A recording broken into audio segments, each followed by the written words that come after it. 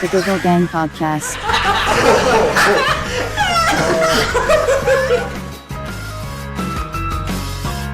About you, mate. So no problem. Can do that. Continue talking to me about the Comedy Store. Who did you play with? So it's a really cool lineup. There was so the MC was Danny McLaughlin. He's like staple of like Northwest comedy circuit. Opening was Dane Baptiste. Seen him like live at the BBC and stuff. Yeah, big time. And then myself. Then we had John Lynn. Never met before, but he was pretty cool. He's like the chillest bloke I've ever seen. Like, you know, like even when he's not high, he's high. You know, that type of person. And then the second section was, what was it? Oh, Adam Rowe from like Hot Water Comedy Club, and Garrett Millerick, who's like a loud person, as you said, like microphone. Loud. He has like holds the microphone by his hip because he's that loud. Really? That's like. Yeah. Have you seen Jamie Hobson perform?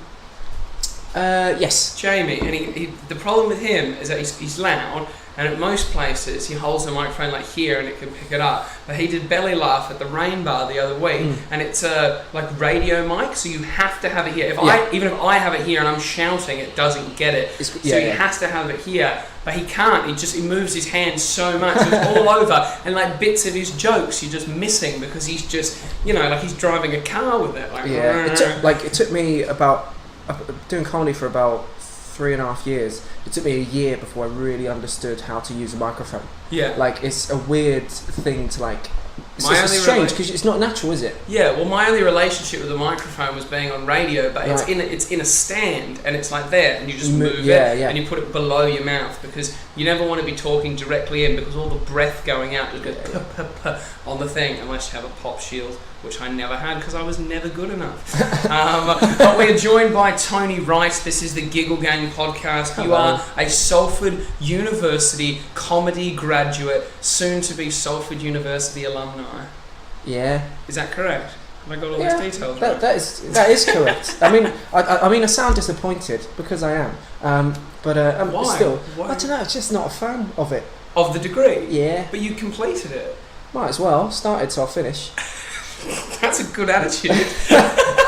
Oh no, to be fair, I only took any degree because I wanted to move somewhere else, and and I didn't have enough money to like do it myself. So I took the student loan and stuff, and basically it's like 3 years of paid rent, and then sort myself out afterwards. The student loans are very puzzling in this country because not only do you get the loan for the tuition, but you get the loan for the living expenses as well. So you have to pay back the living expenses, I think, straight away, I believe, but it's the actual tuition for the course that like you can hold on to until you earn enough money to pay it back. Do you know what the minimum amount is? So it's like you have to earn 21 grand a year. Okay. Before you have to start paying. Which is not back. hard. I feel like that's it's quite hard. easy to and achieve. Then, to be fair, like when mind you, if you stay doing comedy, that might be harder to achieve than one might expect. I mean, what's the worst that can happen? I don't pay it. That's why this country's fucked. Exactly. So like, maybe if I get close to earning it, I might just take a pay cut. You know. Stop doing gigs. I'm not going to the Fringe this year, boys. Oh, what's that? I'm almost about to pay my student loan. I'll take February off. Just take a month off. Apparently, like even when you do start earning that much money, like when you start paying it back, it's not that much. It's not a minuscule amount. Yeah, it's not enough to really notice it. So and doesn't it get taken out before your wages come through? Like, that's in a traditional job. Obviously, comedy it's kind of like tax. Do you know when you work a job and then when you get your wage slip through, your tax is already gone. Yeah, so you never see the money. It's not like you have to pay it into an account and there's that pain of like a direct. It's the same when like you actually get the loan in the first place. You never see it. So to be fair, like.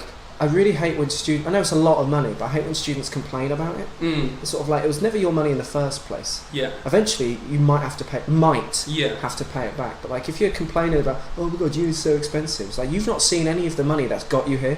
That's like the most fucked up part about the whole situation is the fact that like people are like, oh, I'm in student debt, like, nah, like it's so terrible. But realistically, like the mindset of them is like, I've got this university degree, but I'm nervous to use it in case I have to pay back that debt.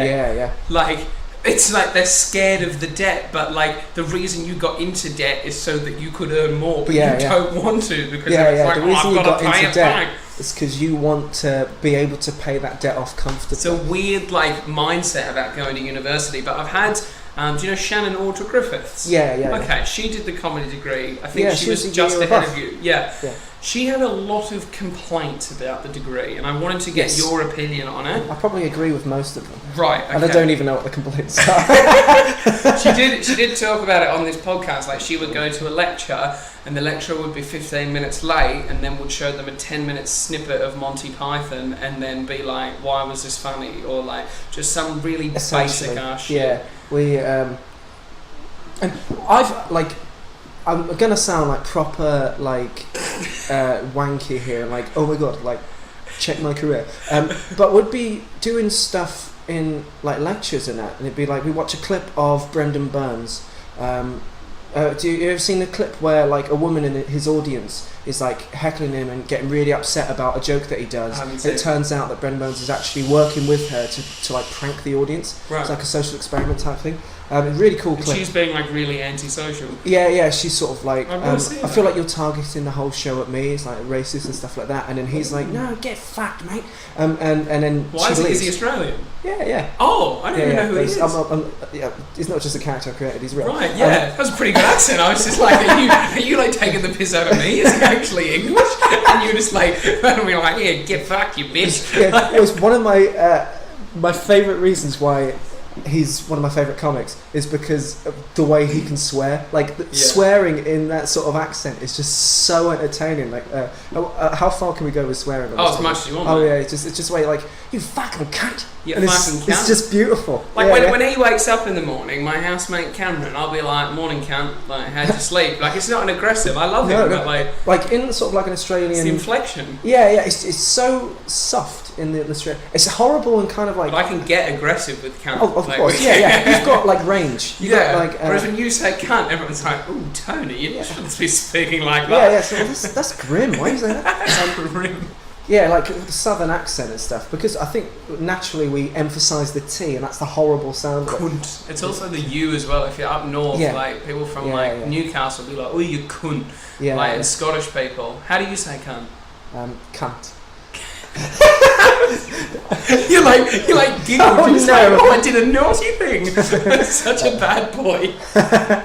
I'm gonna get a smack if my parents hear this. So what's your opinion on the comedy course? Like obviously completing it. You don't have to have a bad opinion. I just want your real life opinion. I definitely wasn't a fan. Okay. There's some good parts about it, but I don't think like it's really. I imagine a lot of degrees can end up feeling like the way I felt about it. Like you do the degree and you feel like regardless of if you've done it, your standing in the industry is no higher or lower. Yep. Like I was doing gigs. I did like 2 months of gigs before I started the degree, and then I was doing it for the 3 years I was there, and I felt like I would have been at the same position. That's almost how I feel about my degree. So my degree was entertainment, radio and television, right? Mm-hmm. So similar sort of like whimsical degree, like, ooh, creative, like that's the thing. There's no sort of measure of creativity. The only thing I liked about the degree is with the people I got to meet, either classmates, lecturers or whatever, got me opportunities. I got exposure, and I wouldn't have been able to meet those people if I hadn't got the degree. And also the important part about the degree was not the entertaining bit. Like they weren't teaching you how to do a radio interview, for example. They weren't teaching you that, but they were teaching you the business behind making money out of radio and listening to consumers and figuring out what they want to hear and looking at analytics and being like, you've got this audience, so you should talk this way. It was understanding the business of entertainment more than it was like, this is how you smile on camera. Like that sort of thing. Was yours more like the business of comedy? No. That's the thing that really bugs me. None of them knew about the business of comedy. None of the teachers. Yeah, none of the teachers. Were they not There's comedians? There's one or two that have worked in the industry. There's a tutor called Bron Edge. She works with like the Comedy Sports in Manchester and stuff like that. She knows what she's on about in regards to like a lot of things. And so it's good to getting taught by her. And then whenever they got outside tutors to come in who are actual comedians, so like Alex Boardman, who does like new comedians at the Comedy Store. He's like Yeah. a legend of the circuit. He's a great teacher because he knows the business. But everyone else on the course is like a drama teacher that has been given like a comedy module to teach for like extra money or whatever. Right. And it's like none of them really know the industry. Did it So- feel like it was a cash grab from them, being like, bit- I've been given this opportunity Yeah, and yeah. I'll just fill in the time, so I And said like I did the to go hours. back to that kind of like snobbery from me, it's like me doing like gigs and stuff in the after my lectures or whatever. I do uni, go do a gig and stuff like that. So I felt like I knew more about the industry than they did. And whenever they'd be like, oh, so then you go and do this, and then this opportunity will come up. It's like, no, you don't. You got to like you've got to go out, gig how many times a week, hone your material, hope the opportunity comes in. Yeah. Once you get like a solid 10 minutes, then you might get something. But like they're just like, yeah, so you go do this, and then eventually like, you know, a career forms. Yeah.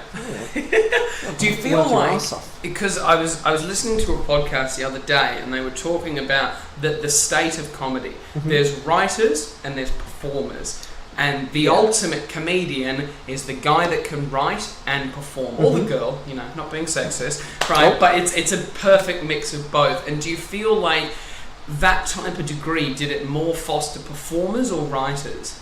I think it fostered writers more, but not writers as in comedically. It's just they're pure academic. They're Right. like so performance stuff. Like the performance stuff was easy to get. That side of the course was easy to do, but they didn't care about it really. And then, but if you were like a model student that could write a good essay, they'd just assume that like that means you're a good writer all around. So they treat Right. that as the kind of area to go to. It's like, oh, he can Harvard reference. That must mean he can write a gag. You know. So what were you like? What type of essays were you doing and like references and shit? Some of them, I thought, like, I wanted to, I hate theory work, but I wanted to do, like, proper history of, like, comedy type things. Sort of why are we here in comedy now? So, like, Yeah. what got us to this point, you know? But, like, the closest we got to that was in second year, we got an essay which was, choose your favourite comedian Okay. and write about why their style and their material is so influential. Right.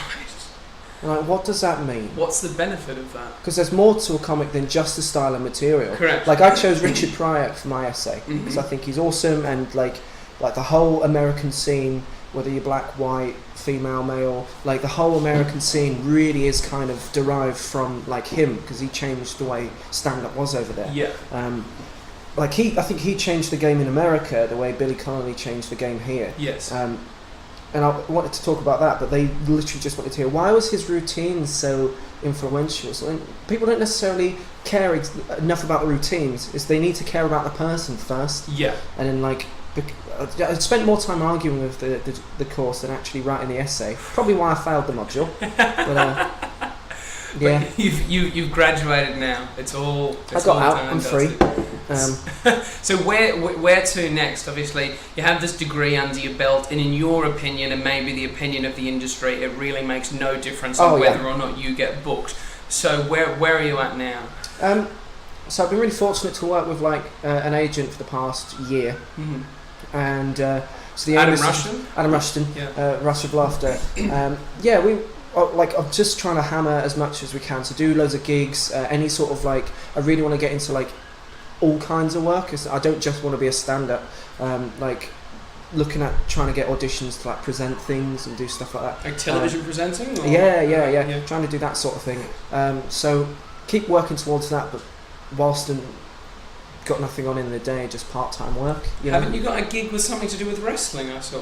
Oh yeah, doing some wrestling stuff as well. I'm a backstage interviewer for wrestling. What? How did that come about? So I've just got. So there's a really like I never knew. There's like really. I've been a fan of wrestling for like forever. Yeah. And A lot of comedians are. There's a link. Literally, I've never knew, but there's a link between wrestling and comedy. Because the shows aren't too far apart. Yeah, I really loved wrestling. Like as a kid, I used to play like on PlayStation and watch it, and then that whole, as you know, as a kid, it's all fake. Don't watch it, it's fake. The and then I sort of revelation. I sort of got like slammed for enjoying wrestling. And then when I came to Australia, I didn't know anyone that liked wrestling, so I moved away from it. And now I'm a big UFC fan. Right. But I go back. I don't watch like live current day wrestling, but I go back and just watch the matches I really enjoy watching Yeah, from like yeah. 2004, Totally. like the Hardy Boys and shit. Like, And like, there's I stand by it. Like, I understand. Oh, it's fake and stuff like that. It's sort of like, yeah, look past that. It's It's an a entertainment. performance. It's literally every form of like show going. It's comedy. It's drama. It's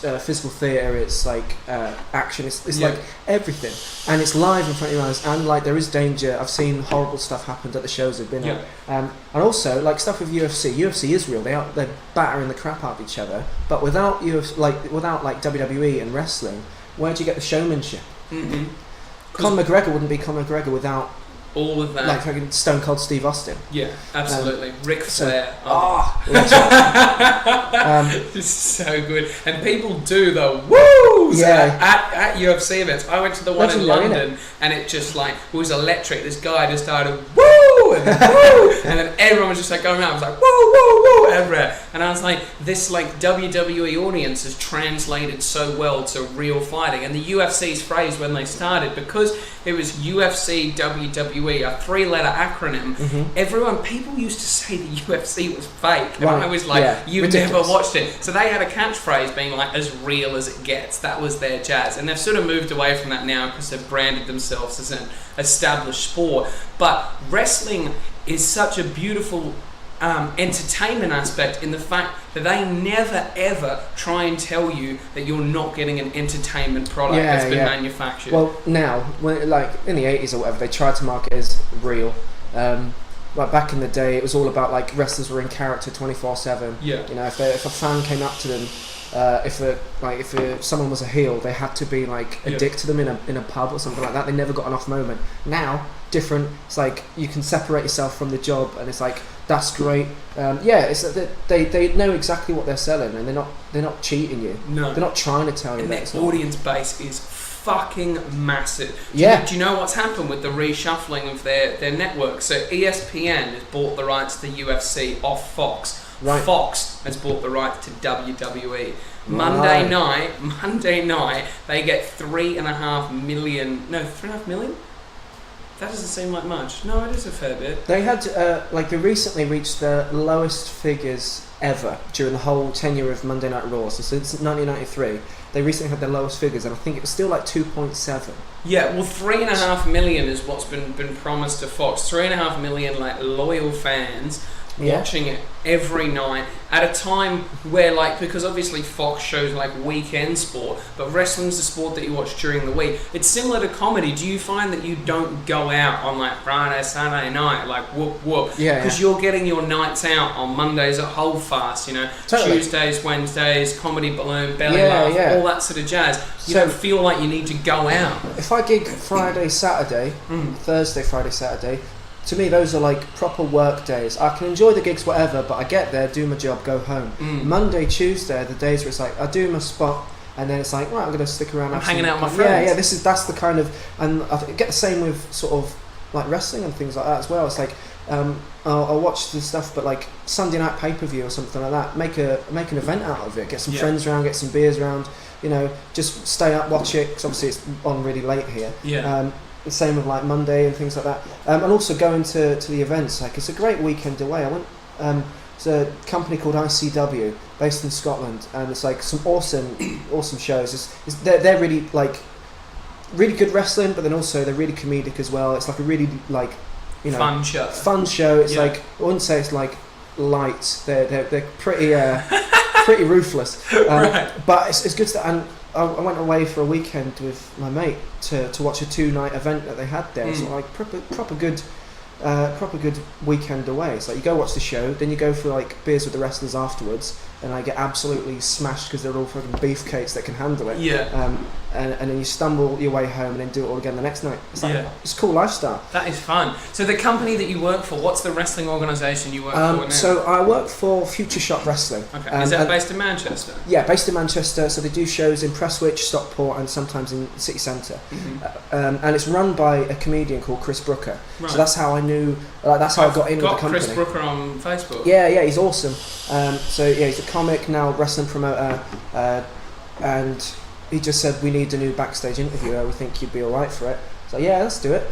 And literally my job is to walk around backstage and try and convince very angry-looking people to come and do an interview with me. The funniest thing is that you are like the most unimposing guy like ever. Like I've never ever. I don't think anyone has ever looked at you and thought I'm terrified of Tony Wright. Like literally. So for you to interview them, like like Joe Rogan that does after interviews on UFC. He's an unimposing interviewer, but he's like he knows how to handle himself. Yeah. He's like a thick guy. You are not a thick built guy. I got told off as well, right? Because I might be unimposing, and I thought that would work fine enough. But apparently, I'm too tall to interview the wrestlers. Too tall? How tall are you? I'm about 6'1", okay. right? And that's tall, to be fair, a lot of wrestlers aren't. They're about 5'11". Yeah, but they're thick. They're quite. I thought that would be enough. But apparently, I'm too tall to interview the wrestlers, so it breaks the illusion that they're like larger massive. than life. Yeah, they should get like a small interview. They should get like Jamie Hobson to interview them, really small and skinnier than you as well. That's one guy you could fuck up. Yeah, I reckon you and Jamie to be Hobson. fair, I think Jamie's great, but I want to fight him now just so I have one victory on the record. Push him in the air well. Fuck him. Waterboard the prick. Jamie cops a lot of flack on this podcast. I feel like he comes up almost every episode, and it's usually to do with violence against him. Like, well, if you get more guests like me, we've got to have someone to beat her. Yeah, that's right. Who do you think Jamie could beat her? A child? A 7-year-old girl with severe like physical disabilities. I still think she's got a good chance there. I really do, because like when people are in fights, we used to have this kid that we went to school with, and people would be like, I wouldn't fuck with him, he's got retard strength, and it was basically like you could hit this kid, but he was like the wires weren't lined up in his brain. You could hit him and he's like, I don't feel that. He's like a rhino, just like just straight through him. So I can't even remember, like David was his name. David. Yeah, and he used to have this thing where you couldn't say sorry to him. I don't know why. Again, wiring in the brain wasn't good, but if you said sorry to him, he would just go mad. He would either attack you or trash whatever was around him. I saw him throw a chair through a window because someone said sorry to him. And the teachers made the massive mistake when he was coming like into the class. But all the kids in and said, we've got a kid, he's got a few difficulties, but one thing you can't do is say sorry to him. Now a bunch of 12-year-olds telling them, don't tell the kid sorry or he'll go mad. What did we do? Every day. The teacher should have been like, whenever you see this kid, just apologise, and then you wouldn't do it. It's like, just reverse the situation. Don't apologise to this person every time you see him, and you wouldn't do it. It's safe. It's fascinating. It's very weird. Did you have any characters at your school that were a bit like nutty? Well, not nutty, just interesting. I should probably change his name, but I'm not going to. No, Peter Owen. Peter Owen. I was literally just about to fire off and be like, "Fuck you, Peter Owen," but this could be a positive story. I don't know. He was just. He was like a shadow lurker. What? He just kind of appears. Like, whenever you felt like he was being watched, you probably were, and it was by Peter Owen. Just like round the corner, if you looked at a corner, you just see like an eye. Right from he was like always there. Yeah, and this was like during sort of sixth form, so it was like 17, 18. Yeah. He was like almost an adult, but he was just lurking. Yeah, and he was a proper weird person. So do you think he's now a career peeping Tom? Yeah. I generally think you do. I've not spoke to a lot of friends from like sort of years ago, and one of them messaged me the other day just to say that he popped up on like some sort of weird dating app, and Peter Owen, but like, so we was in class together. Was his profile picture like half of his face around the corner? It's kind of one of those. Do you know like people that take pictures of themselves? They take selfies, but it's almost as if they haven't realised they've taken a selfie. Yes. It's like a murky camera. There's a lot of photos like that on my mum's iPad. Yeah. Just imagine like someone's taken your mum's iPad, but replaced it with someone who says that he's Irish, but doesn't sound Irish. He's supposedly. Why did he feel the need to tell people he was Irish? I don't know. Just to be different. So like his voice was like, he talks like that. It's very monotone, and hello, my name's Peter Owen. There's a little bit of Irish in there. Yeah, I think that's pretty good. It's kind of... Without knowing Peter Owen, I think that's a pretty good Peter Imagine Owen. that voice like coming up behind you. Hi, Tony. Hey, Maddie. How are you?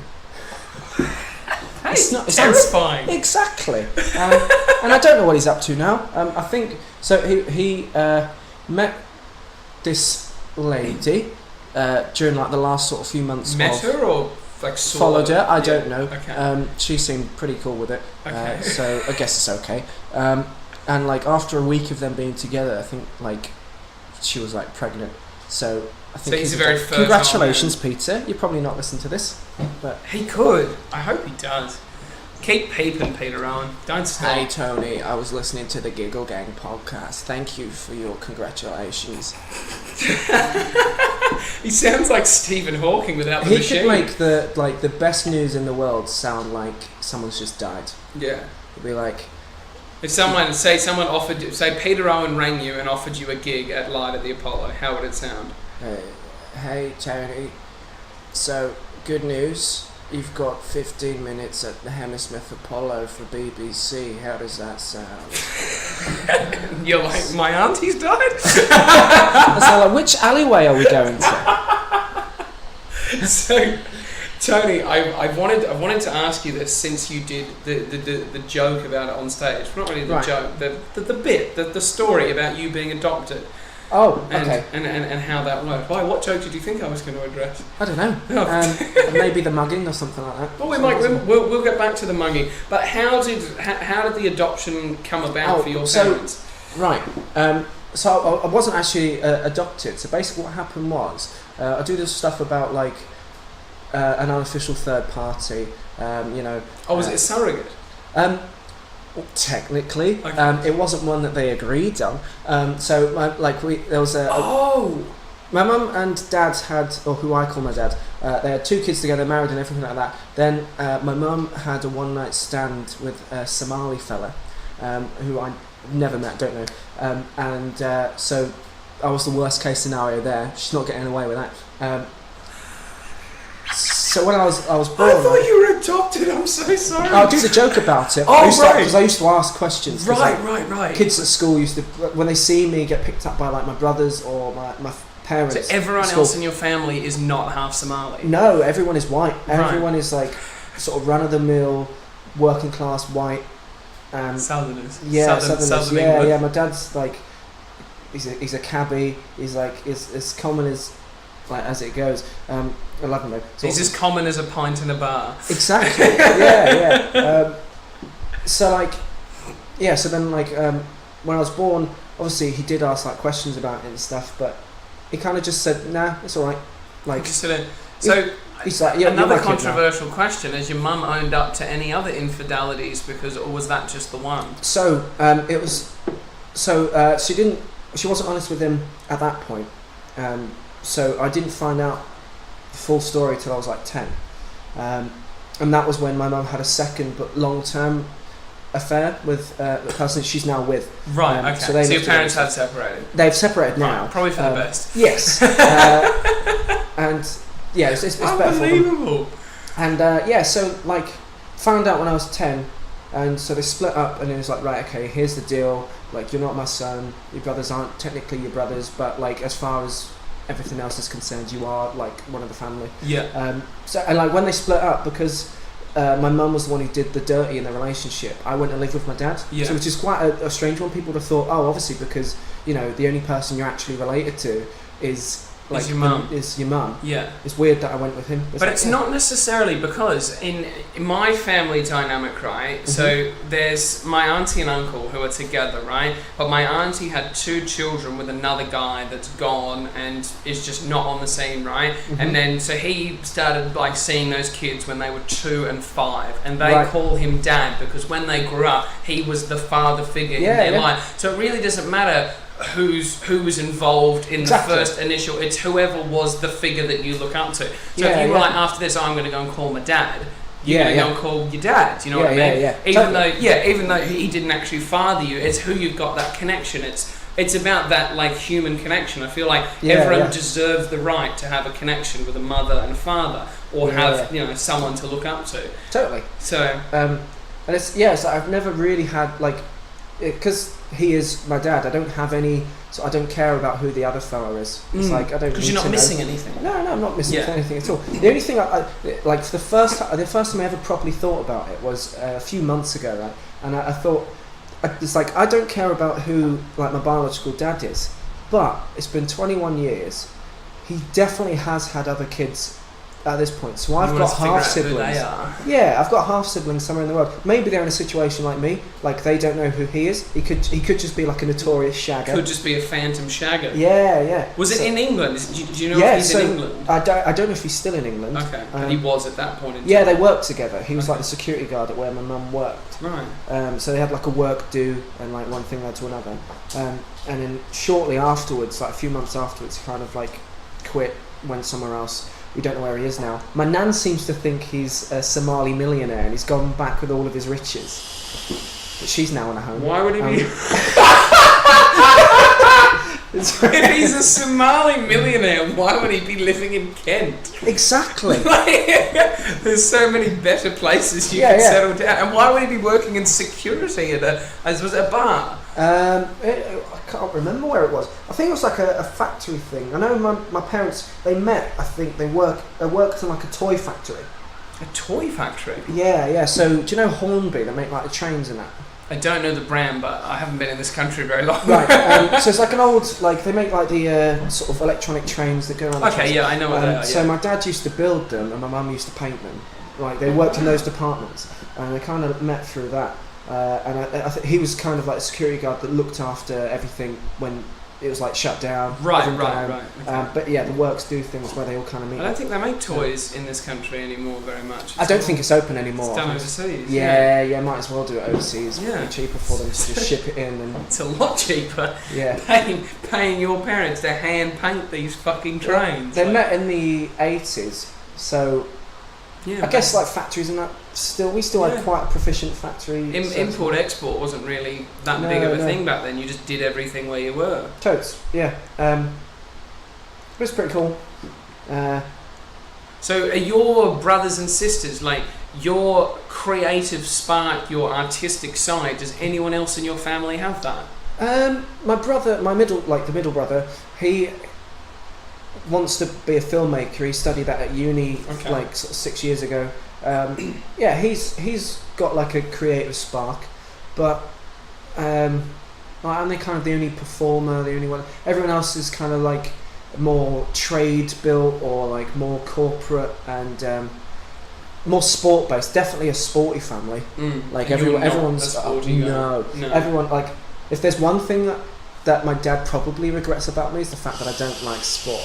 Like you don't even like watching sport. I can get behind. So I'd say, like obviously, wrestling, sports entertainment. It's a show, but it's still very physical. I'd class that. But it plays to your entertainment performance. That's and it's like, I've now working with the people that put on those shows. It's like I know how like much they've got to work out and how much they've got to be in shape and how much they've got to train and everything like that. So I think I'd class it as. So I like that, but I only watch, international football. I can't deal with like league football. I don't really like any other sport. Cricket bores me to tears. Cricket is pretty boring. And as an Australian, I'm supposed to care about cricket. I fucking don't. Like literally, cricket is like a sick child that you check on every few hours to make sure they're not dead in your care. Like you look at them and be like, oh yeah, and then just continue on with your day. So people boring. That sit down to watch the cricket. Yeah, they need to get more excitement in their life. Basically, any sport where the biggest reaction you get from it is a golf. Just fucking kill them all.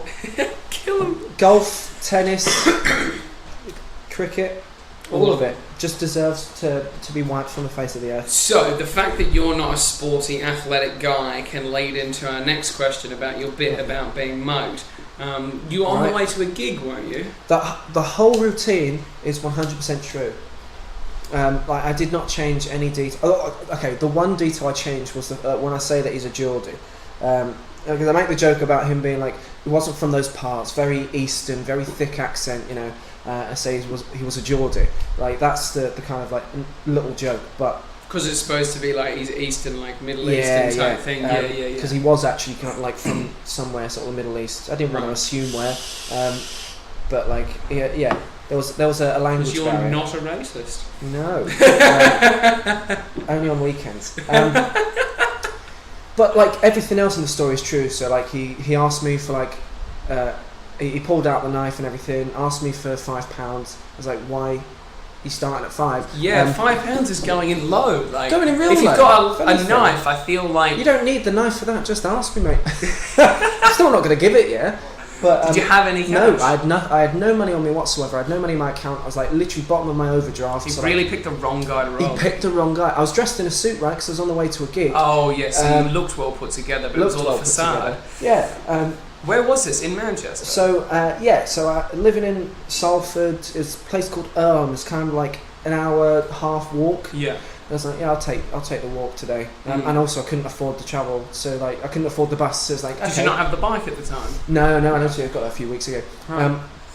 So it's like, yeah, the reason I'm walking to this gig is because I can't afford it at all. Yeah.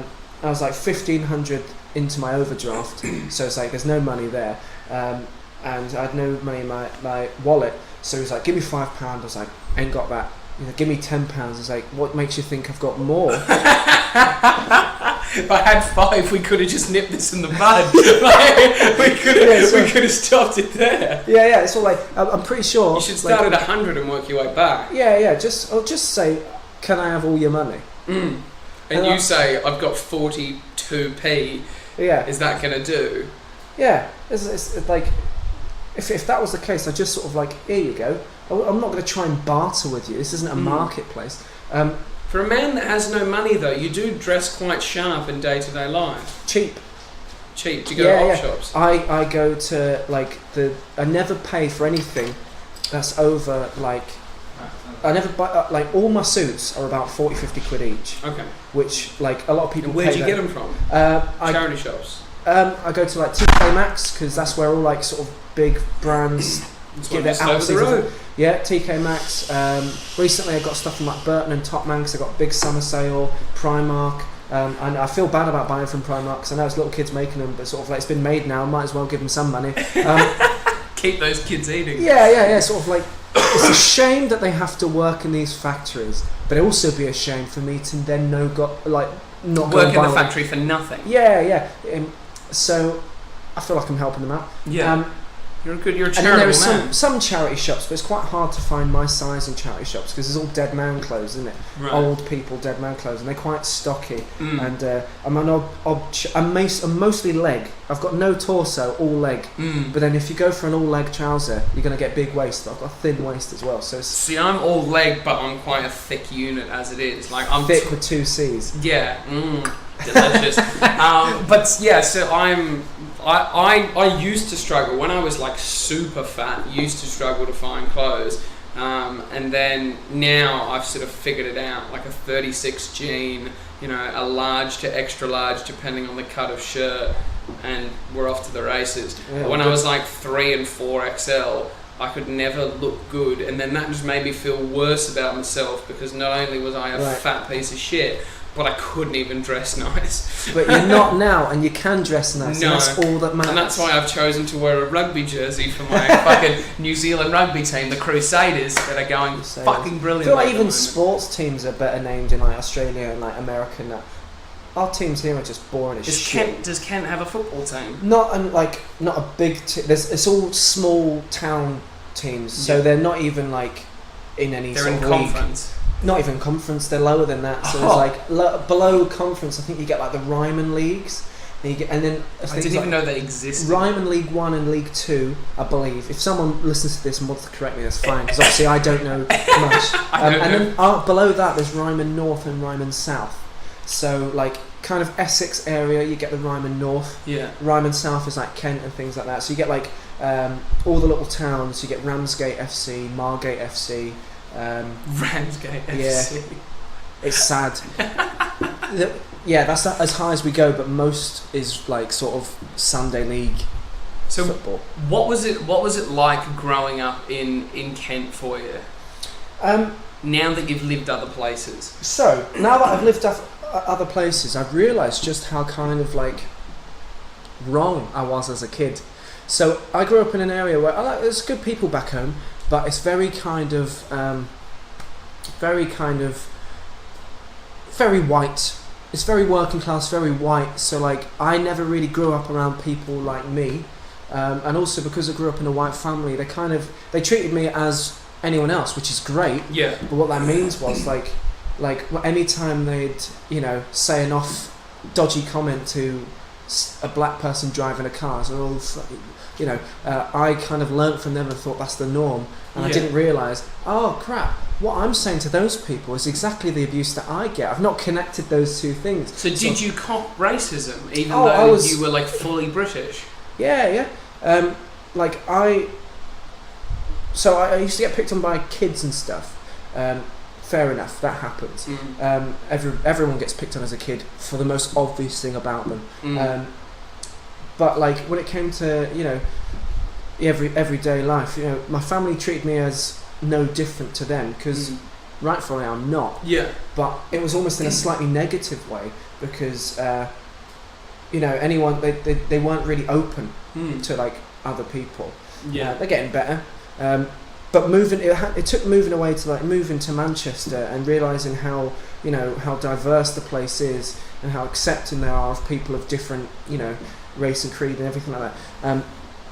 It took me to move away that realised, oh crap, that's back home isn't actually that nice a place. Yeah. I've got a lot of work to do if I'm going back there. So do you feel like Manchester is a more accepting place? Totally. It's a pretty diverse city, and I feel like I'd have Cy Machen is the only person I can think of that I've met that is a true Mancunian, that is born here, lives here.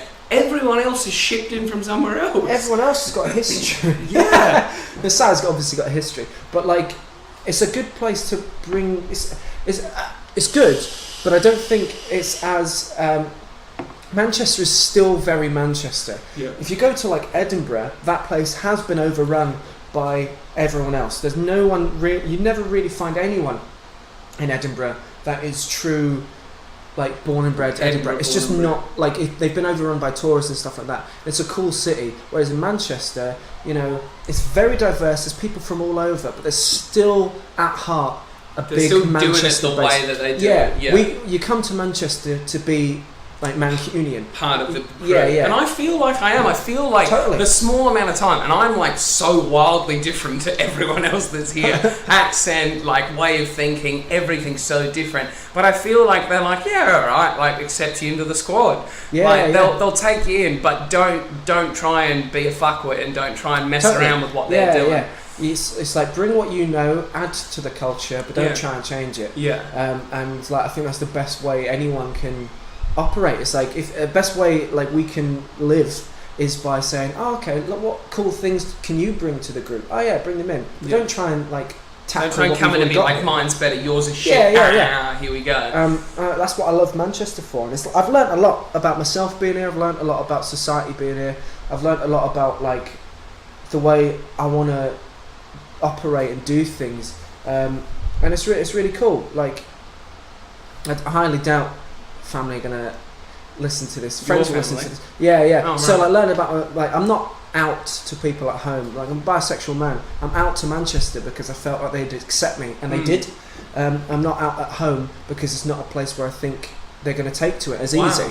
So that's what I love about Manchester. I think it's great. Like obviously I've known for years, but I never thought that it was possible to be like... You were never comfortable enough with it based on the environment. People are going to be alright if I say this. Yeah. And then what I've learned also is like who I am isn't far different to a whole ton of people. Yeah. Like I've grown up being a minority. Yeah. In more ways than one.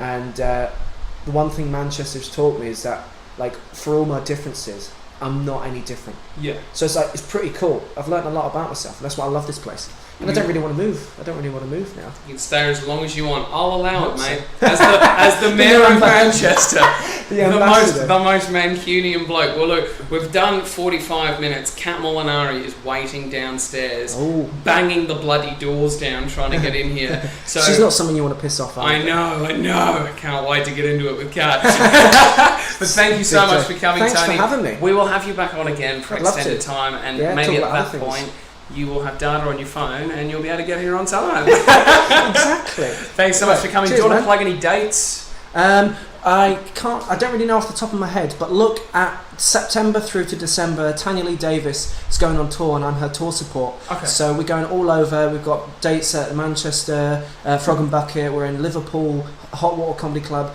We're going all over.